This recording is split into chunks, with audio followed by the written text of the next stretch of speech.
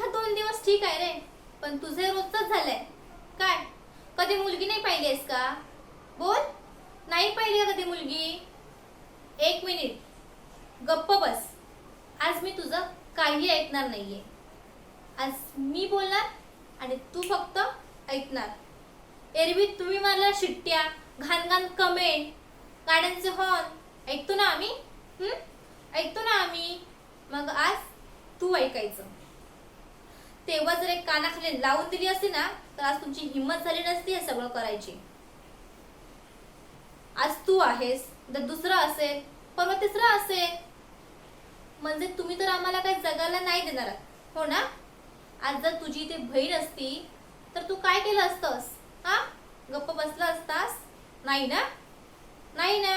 मग आता असं का? आता असं का? बोल ना.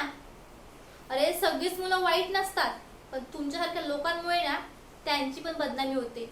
आणि ज्यांनी आमच्यासाठी ना त्यांचा जीव पणाला लावलाय हे तुम्हाला नाही दिसत आहे. तुम्हाला घाणेरडं कसं वागायचं हेच समजतं. आणि हो, हे गाडीवर काय लिहिलंयस? तूच लिहून घेतलं असशील ना? वाच ना, वाच.